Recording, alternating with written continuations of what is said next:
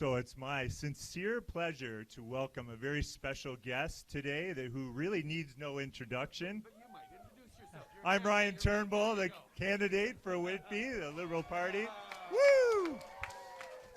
And as I was saying, my wonderful guest here needs no introduction. Our Prime Minister has gotten us through one of the worst crises in about 100 years. And he has done a remarkable job of centering all of our work on the health and safety of Canadians. He's reminded us time and time again that perfection is the enemy of the good.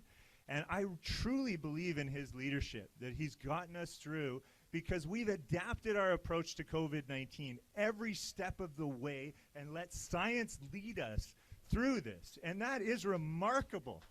I also want to say something else. The Prime Minister often says this, and I really truly believe in this statement, that better is always possible. I think ambition is something that is so prevalent within the Liberal Party. We have this desire for change and to make a better future, and that's really what makes us progressives. And the Prime Minister reminds us of that all the time, and you can just think about how many firsts he's led this country through. We have the first Minister of Finance that's a woman in this country. We have the first Governor General, Indigenous Governor General in this country. We have the first national housing strategy to work on housing affordability and end chronic homelessness. We have the first anti-racism secretariat that this country has ever known. The list of firsts racks up so high. Our Prime Minister is responsible for that leadership. He pushes our caucus every step of the way to do the best that we can possibly do for this country. And that's why we should vote Liberal, because the Liberal Party really believes in that future that we all create together. So without further ado, everyone, I'll hand it over to our leader, Prime Minister Justin Trudeau.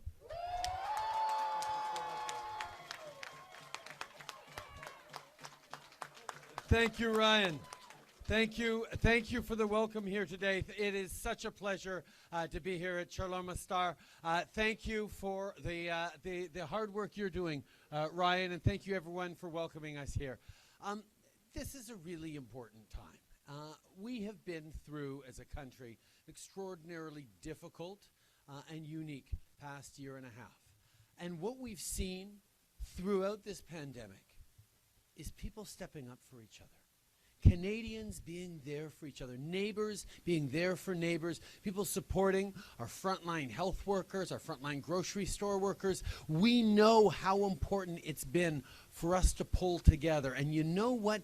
Canadians did so extraordinarily well at being there for each other that even with all the tragedies we've faced, even with all the hardship and sacrifices we've made, Canada is making it through this pandemic better than most other countries around the world. We didn't have the kinds of divisions, particularly early on, that we see in other countries.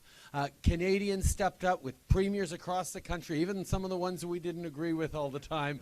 We were able to work together because we put people first, we put science first, and we listened to each other. And that has been unbelievably important. Even as we made tremendous sacrifices, we were there. And every day when I came out front of my house and talked to people who were scared and worried and talked about how we were going to be there for them, I made a promise to you that we would have your backs. And that's what we did. Because having your backs wasn't just something that was nice to do or reassuring to do, although it certainly was that. It was also the best way for us to get through these terrible challenges. For people to know that there were going to be supports when they had to stay home for work. For small businesses to know that it would be okay if they had to shut down for a while because we were there with supports. Wasn't just about being there for each other. It was about knowing that that would allow people to follow public health guidelines across the country, that would allow us to minimize the impact of the pandemic that we were facing. But more than that, wasn't just about dealing with the health crisis. It was about dealing with the economic crisis as well.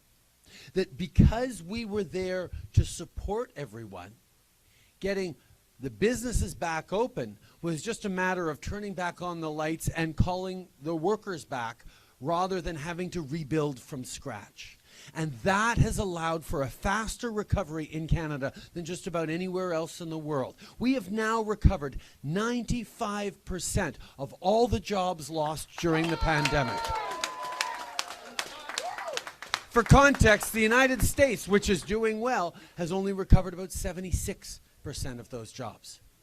But we're now in a really, really important moment. Even as almost 80% of Canadians have done the right thing and gotten themselves vaccinated, we have to finish this pandemic for good.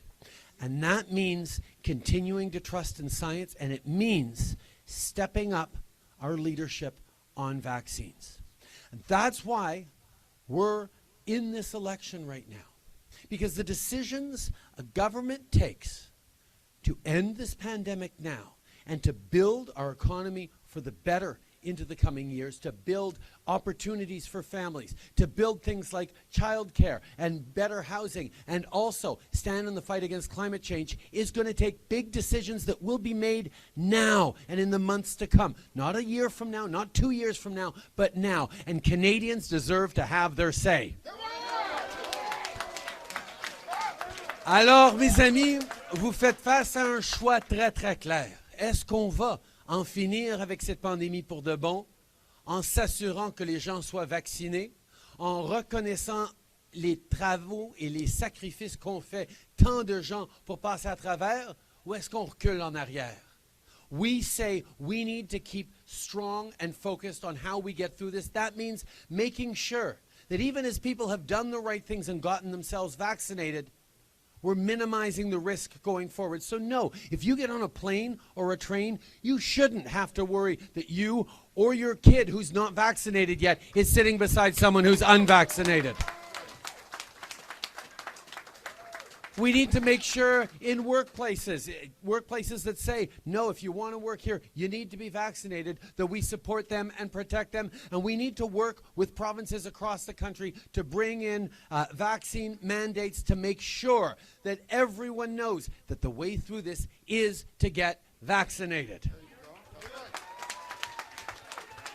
The problem, though, is Erin O'Toole and the Conservatives can't say that. Because they keep talking about how important it is to build back our economy, to recover our economy, but they don't seem to understand that we don't get to build back business as usual unless we finish with this pandemic. And the only way to finish with this pandemic is to make sure everyone gets vaccinated. And here we see a pattern regularly with Mr. O'Toole. He will say, oh yes, I think people should get vaccinated. He says he wants to convince 90% of Canadians to get vaccinated in the coming months. The problem with that is he can't even convince his own candidates to get vaccinated to 90%. And we see that time and time again. He's made big promises around investing in healthcare, and what do we see? Pennies over the next few years. All the healthcare money would arrive 7 or 8 years from now. How can anyone have gone through this pandemic we've seen and think, no, we don't need to invest anymore in healthcare? That's why we're proposing $25 billion over the next 5 years for things like mental health care, for more family doctors, for supports for our seniors, and to end the backlog on surgeries that have accumulated. We need to make the right choice going forward.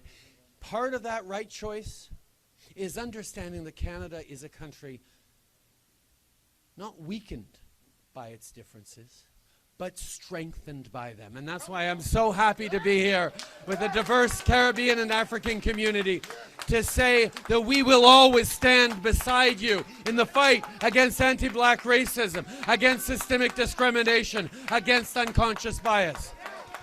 We move forward to emphasize that no one should be victims of hatred or discrimination or racism. We've invested in black entrepreneurship strategy, historic hundreds of millions of dollars investment, hundreds of millions of dollars investments for a community foundation for black-owned, black-led community organizations. These are the things that we need to do to make sure that we are recognizing that this pandemic that hit everyone hit some communities harder than others. And racialized communities, vulnerable communities in this country got hit harder, and that's why we will continue to stand up for you, stand alongside you, and build a better future for everyone. Alors, le choix, mes amis, est très clair. The choice we're facing is very, very clear. Mr. O'Toole wants to take Canada back, and I think Canadians know the only way to move is to move forward. Merci beaucoup tout le monde. Thank you very much. Bonsoir.